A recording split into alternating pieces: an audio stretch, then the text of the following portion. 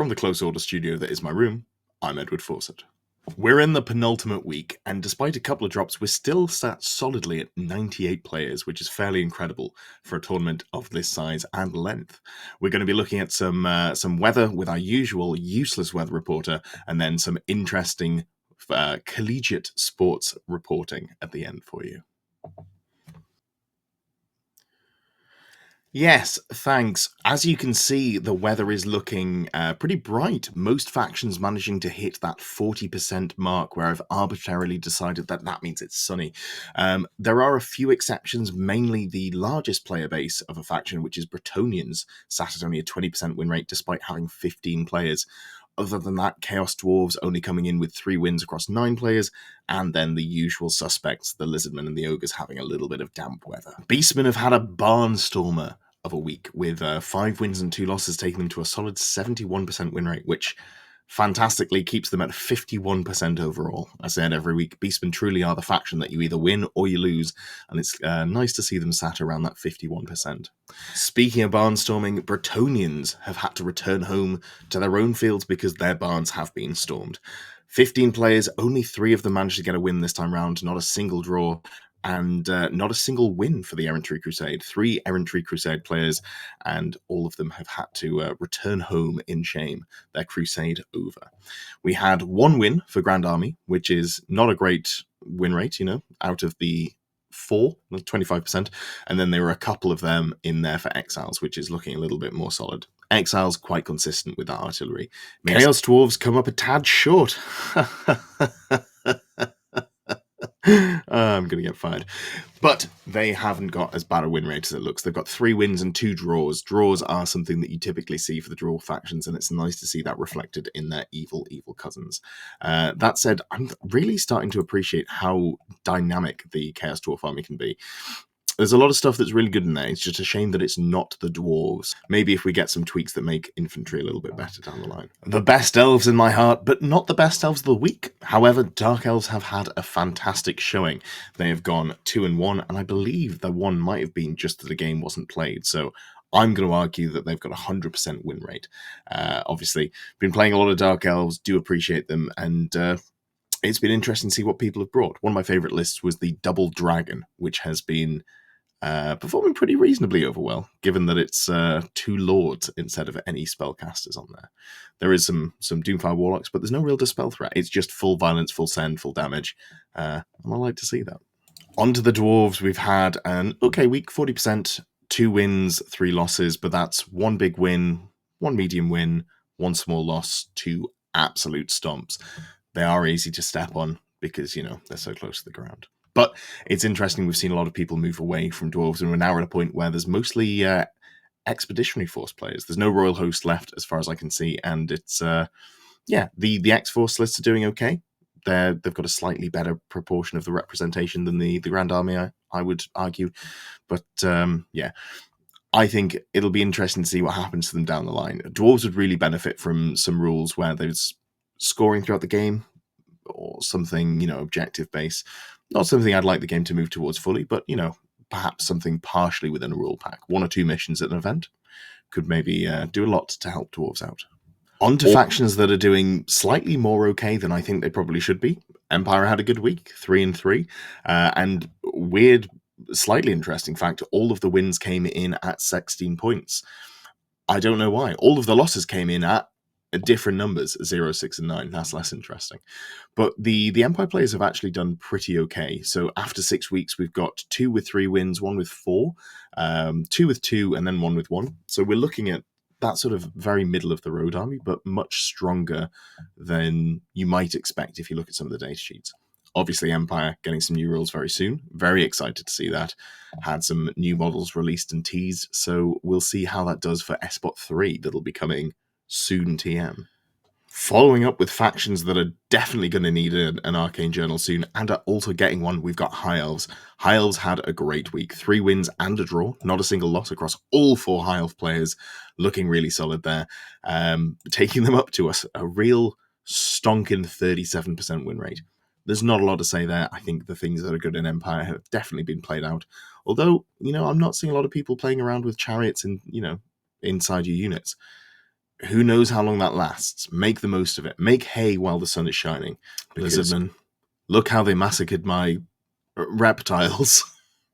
Lizardmen are not in a great spot. I think the more I look at them, the more I feel like they're a faction that really benefits from playing with your friends as opposed to playing sort of very cutthroat tournament lists. There are things you can squeeze out of them, but the interesting list building aspect to them is a little difficult. And I know because I've been challenged to play a Lizardman game with no Carnosaurs, Stegodons, or Skinks. So check out tomorrow, 8 p.m. GMT, where I'll be playing a game live on stream. We're going to do some Infantry Hammer, plenty of Saurus and Tomb Guard, and maybe some Cold One Riders into some Monocorn Demons. That'll be a fun one. Check it out. Orcs and Goblins are here with 4 wins, 4 losses, and a draw, 44% overall, sitting pretty average at that 48%.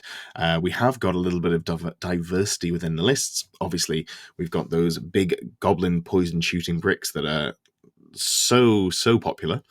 We've got Nomadic War, we've got some Troll Horde as well. No wins so far for Nomadic War this week, but it is sat at 3 wins, 3 losses, so not too bad.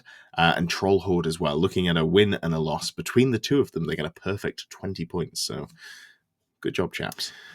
Ogres are back, falling from their lofty perch of having won an game back down to losing the only game they played. It is a little bit unfortunate. I do feel bad every time I have to bring this up, but Ogres not having a great time in SBOT so far. However, they are still sat at that 1 game win, which is something. It's truly something. 1 game in 7. I appreciate the work you're putting in. And now here's a statistic that I didn't think I'd get to say. Skaven are not only the best faction this week, they are the best faction overall. And, you know, it is a low sample size. There's only 3 players, but that does put them at 18 games played. And from that 18 games, they have a 61% win rate, which is genuinely the highest win rate across the entire tournament of any faction.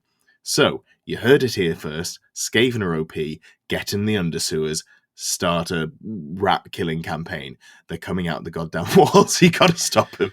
Tomb Kings are picking it back up after a little bit of a slower couple of weeks over the last 2 weeks. Week 4 looking really really shaky. Week 5 looking a little bit better. But interestingly, coming into week 6 or finishing week 6, there were 5 wins and 5 losses. The 5 that won, the 5 players that won, had a potential score of 100 points total between them. And they managed to score 98. So they dropped 2 points. That's a 20, a 20, a 20, a 20, and an 18. Conversely, the Tomb King players who lost managed to score a grand total of 4 points between them. That's a 0, a 0, a 0, a 0, and a 4. Tomb King's not a faction that I expect to see, you know, absolutely smashed or smashing. I expect to see them, you know, have solid wins, 14, 16s, 18s. They're a very reliable faction. They've got a lot of tankiness with all that regen. It's quite hard to get them to fully crumble, but that is what we're seeing. Interesting stats there. Speaking of undead doing well, vampire counts are back, and they are continuing the run of form that they've had for the last 2 weeks, doing really well, 57%, and starting to pull that win rate back up into a, you know, above average. The average so far for this tournament is still sat at 46.5%. So anything above that, you're looking solid, given the draws, skewing the faction win rates a little bit. But yeah, looking good. 5 wins, 4 wins across the week, and 3 losses there. Quite close games. This is more what I'd expect to see from Undead. Some 12s, some 11s, a 17 in there, an 8 on the loss, and then a couple of stomps where it's just really gone wrong and the general's probably been shot to pieces. Warriors of Chaos do post subpar statistics again. This time only 3 wins out of the 7 players, but again, it's the ones that matter. The 2 of the 3 wins came out of the finals bracket, and that is the finals that we're going to be looking at, King Pash into Smuk. Coming into the end of the video, I will be having a look at the matchup, give you my thoughts on that, and we'll see how that one goes on Sunday. Wood Elves are back, baby. I don't want to say that the win rate is down to me, but the 1 week that I did lose a game, we did drop below the average. I'm back to winning. We're back above the average. Let's go. I had my game this week, played an in-person tournament, came home and played my SBOT game. And honestly, I'd recommend it. If you've finished 5 games of Warhammer over the weekend and you feel like you could play 1 more game, do it. I had a great time. Would recommend. But Wood Elves looking solid. They've got a 64% win rate this week. That is 7 and 4, and the scores are looking pretty solid. Wood Elves, I think a lot of Wood Elf players looking a lot more aggressive than I am. I maybe need to tune up the amount of damage that I can squeeze out of my list without making a mistake and getting tabled, but something to work on. Thanks, Edward. That was a look at the weather for the week, and as promised, we have now got a word from our Collegiate Sports Correspondent. Remember, they are in school, so they don't have to get paid. Thanks, Edward. As you can see here in the Intercollegiate Elf Bowl, we've had some great results so far. Wood Elves really struggling into High Elves really struggling into Dark Elves, and Dark Elves holding their own against the Wood Elves. This is coming into the final stretch of the Elf Bowl, so looking to see who's doing best, but right now Dark Elves are performing, and I gotta say, I wouldn't want to be those High Elves. Dark Elf star player, which is Man Riding a Dragon, has been posting fantastic results over the entire tournament, and I'm excited to see how they're doing. Really outperforming High Elf Man on Dragon, and Wood Elf Man on Dragon barely seen. They have been looking at substituting in Wood Elf Man on Stag, which has been performing pretty well, but still early days. We're going to have to keep our eye on that one and maybe look at it as we come into the draft for next season. We have also got an update from the Dwarf Book of Grudges. Now, they call it sport, we call it violent crime. Dwarves have been picking bar fights with anyone that they have called an ancient enemy, but given that these are, college-age dwarves fighting in bars, I can't say that we believe these to be actual real long-term grudges, although they are setting them up for life. First of all, the one fight that they picked with a High Elf didn't go so well for them. High Elves do have the speed and, honestly, the reach. Maybe not the toughness, but if you never get hit, it really doesn't matter. And that's shown as well in the dwarf Dark Elf matchup as well. Dark Elves have been punching down. Dwarves really struggle with dragons, and honestly, that's fair. It's really unfair to bring a dragon to a bar fight, but who can blame them? If you got it, flaunt it. Over to Wood Elves, this is looking a little bit more favourable for the Dwarves, and that's because they can infuriate the Wood Elves by cutting down their forests. As we all know, Elves do like to keep their distance, but if you can get under their skin, get them really raged up, well, good way to do that, chop down their home, you're probably going to get some hits in. Orcs and Goblins is another classic matchup that we've seen from the Dwarves, and as we all know, Dwarves can hold their liquor better than an Orc can. That's why we're looking at a 6-1 record for Dwarf bar fights into Orcs, and I think the one that, was lost was probably a Goblin. Goblins are pretty good at holding their drink, and pretty cunning as well. Now, this one is controversial because, as we all know, there's no such thing as Skaven. However, 2 dwarves have reported losing fights to Skaven, which, honestly, weird thing. Why would you tell on yourself like that? But we think it's more likely that they went to the local kebab shop, which is not great on hygiene, and tripped and fell in panic after seeing a couple of rats. Finally, there is a reported win in the Dwarf versus Chaos Dwarf bar fight, but as we all know, it was just Cousin Greg, who is fond of the eyeliner.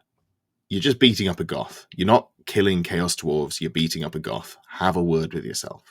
Finally, we've got the pairings for the SBOT 2 Warriors of Chaos versus Warriors of Chaos finals. It's going to be held on Sunday. We're going to be streaming it to the Honest Wargamer Discord.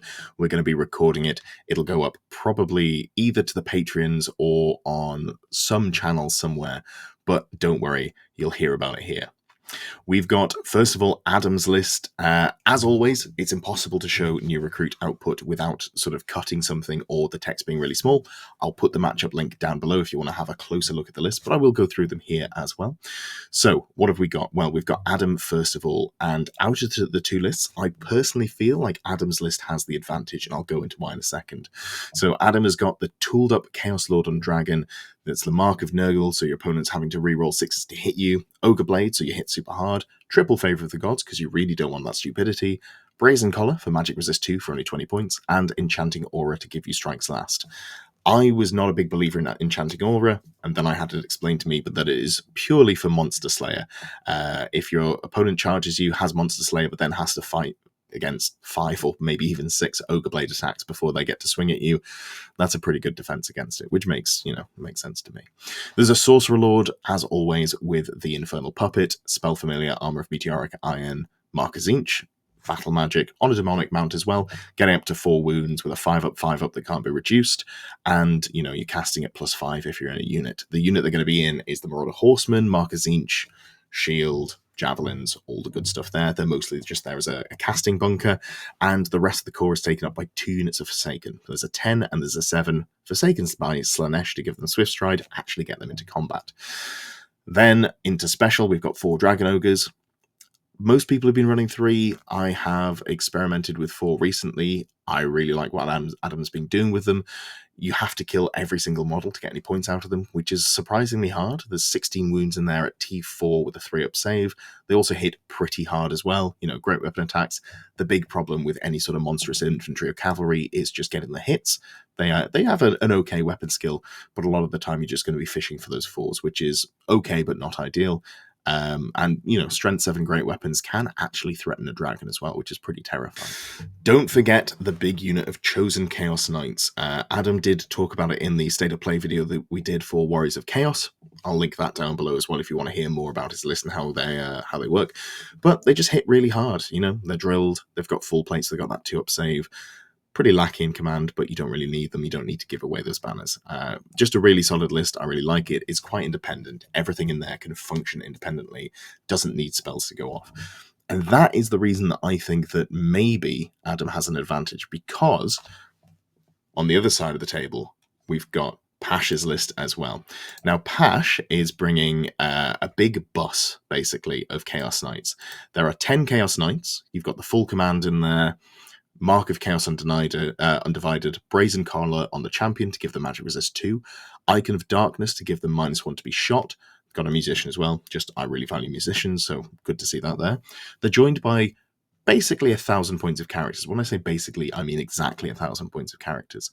There's a Chaos Lord who's got basically the same sort of loadout as the Dragon, Mark of Nurgle, Ogre Blade, 2 Favor of the Gods, Enchanting Aura, Paymaster's Coin. Very solid there. You've also got 2 Sorcerer Lords. One Marcus Inch, 1 Undivided. One has Battle Magic, one has Demonology. Both have Spell Familiars, getting that 5th spell. One's got an Infernal Puppet, Ruby Ring of Ruin. One has Tome of the Dark Gods and Favor of the Gods as well. So you're looking at 2 absolute blasters if you want to go down that route. Or you can buff up the unit of Chaos Knights that you're in. And when I say buff up, Demonology, you go for, I believe it's called Infernal Vessel or Vigor, whichever one it is. Vigor gives you +1 attack, strength, and AP, which means your Chaos Knights, even though they've only got a single attack each, gets them up to 2 attacks at strength 7, AP 3, which hits like a truck, honestly, because they've got good weapon skill as well. Even the Chaos Steeds get you up to 2 attacks at strength 5, AP 1, which is nothing to be sniffed at. And then also you've got all of the other good stuff in there. Battle Magic for Arcane Urgency, so you can move twice, give them a 5-up ward save for Oaken Shield, so many magic missiles if you need to do that. But buffing that unit up means that it really hits hard. However, both casters or both armies have Infernal Puppet. So if both players can keep the opponent's casters within Infernal Puppet at all times, which is not the easiest thing in the world to do, especially given that Pash has 2 casters instead of 1, in theory, no one gets to cast. And this is a dice game, so it could come down to that. But I feel like Adam's list is better independently without the casting, and only the brokenness of the Warriors of Chaos can shut down the Warriors of Chaos.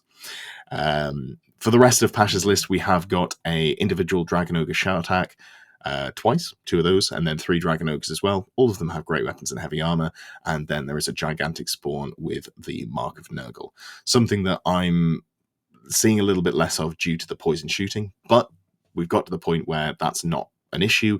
I think this is going to be really solid in this matchup. It's quite tanky, it's quite hard to kill. T6 with a 5-up armor save and a 5-up regen, poison attacks, reasonable levels of output. You can't respond to it if it random moves into you. This could be a very key piece to turn off responses or just get into a flank, something along those lines. Thank you for watching, and thank you to the support that I receive from my channel members. Huge thanks to the Grail Knight tier supporters, and also thanks to the Longbeards and the Fnatic tier supporters as well. If you want to support the channel, you too can become a member. The link is down below the video. But if you don't want to give me any money, which is entirely fair enough, I would appreciate the thumbs up, the comments, all of those good things that help me get found in the YouTube algorithm. They really help, and they've been helping grow the channel, and I appreciate the support that I've been given. If you want to see more stuff and just engage in the community we've been building, there is a closer order Discord down below. It's not a VIP Discord, anyone can join, but there are some VIP sections for the YouTube members at Longbeard tier and above. Currently, I'm trying to get 2 videos out a week on a Thursday and a Sunday, and also doing 2 live streams. That's a Tuesday and a Friday. I do stick to this as much as possible. So, check me out. I'll see you around.